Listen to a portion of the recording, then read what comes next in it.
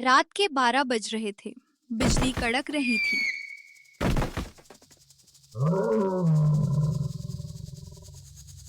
एक पुराना स्टेशन बिल्कुल सुनसान पड़ा था।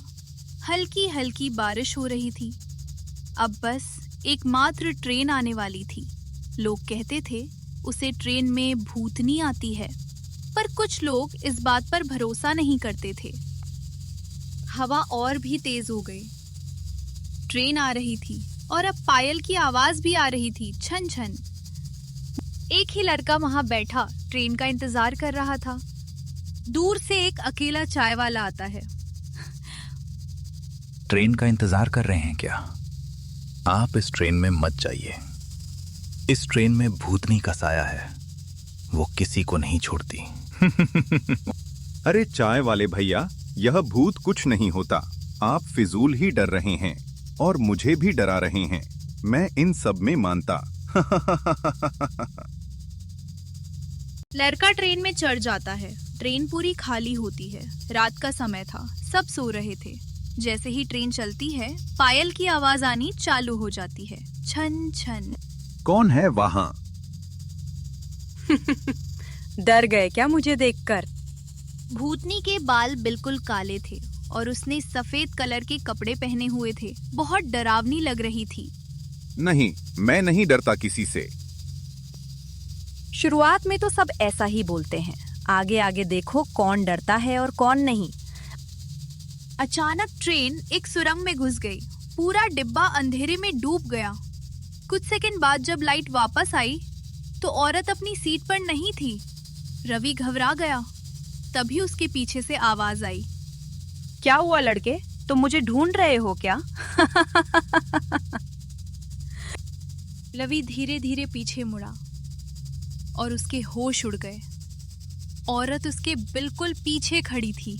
उसकी आंखें पूरी काली थीं और उसके पैर उल्टे थे। अरे ये मेरे साथ क्या हो रहा है? मुझे अब डर लग रहा है। यहाँ से भागना पड़ेगा। कहाँ जाऊं? कुछ समझ नहीं आ रहा है। मैं भाग रहा हूँ, पर मुझे समझ क्यों नहीं आ रहा है कि मैं बाहर क्यों नहीं जा पा रहा। 10 साल पहले कुछ लोगों ने इसी ट्रेन में मुझे मार दिया था।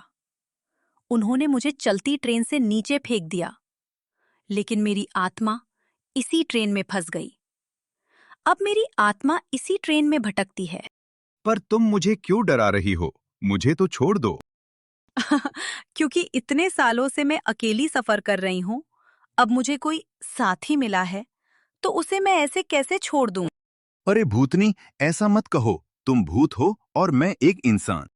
नहीं, अब मैं तुम्हें यहाँ से कहीं नहीं जाने दूंगी। अब तुम मेरे साथ ही सफर करोगी, हमेशा इसी ट्रेन में। अचानक ट्रेन की सारी लाइट बंद हो गई। चारों तरफ सिर्फ भूतनी की हंसी गूंजने लगी। रवि अपनी सीट के नीचे छिप गया। तभी उसे सीट के नीचे किसी का हाथ दिखाई दिया। वो डरकर पीछे हट गया, लेकिन वहां एक छोटा बच्चा बैठा था। उसकी आंखों से खून निकल रहा था। यहाँ से भाग जाओ, वरना ये भूतनी तुम्हें भी मार डालेगी मेरी तरह। इतना कहकर बच्चा अचानक गायब हो गया। कुछ देर बाद ट्रेन एक पुराने सुनसान स्टेशन पर रुकी। स्टेशन का नाम था मौतपुर। रवि ने ऐसा स्टेशन पहले कभी नहीं देखा था। पूरे स्टेशन पर सिर्फ धुंध थी। भूतनी ट्रेन से नीचे उतर गई और उस लड़के को भी नीचे आने को कहने लगी। अरे हाँ, चाय वाले ने कहा था, इस भूतनी के आंखों में मत देखना। अब मैं इसकी आंखों में नहीं देखूंगा। और इसी तरह वह लड़का उसे भूतनी की आंखों में नहीं देखता है और भूतनी जोर जोर से चिल्लाना शुरू कर देती है। फिर आगे जाकर वो लड़का एक स्टेशन पर उतर जाता है और बैठ जाता है। बैठे बैठे उसकी आंख लग जाती है और फिर जब सुबह होता है तो वो देखता है जिस स्टेशन में वो था वो अभी उसी स्टेशन पर है। अरे चाय वाले भैया, आप यहाँ? तुम जिंदा बच गए। 10 साल पहले इस ट्रेन में एक लड़की की मौत हुई थी। तब से हर रात वो अपनी नई सवारी ढूंढती है। रवि के हाथ में एक पुराना टिकट था। उस पर लिखा था नेक्स्ट जर्नी टुनाइट 12 AM। उस रात के बाद रवि कभी सामान्य नहीं रहा।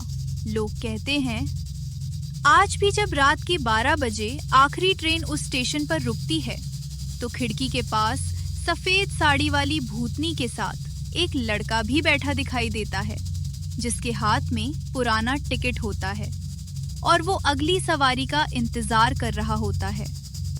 ऐसे ही और वीडियो के लिए सब्सक्राइब करें हमारा channel. Thank you for watching.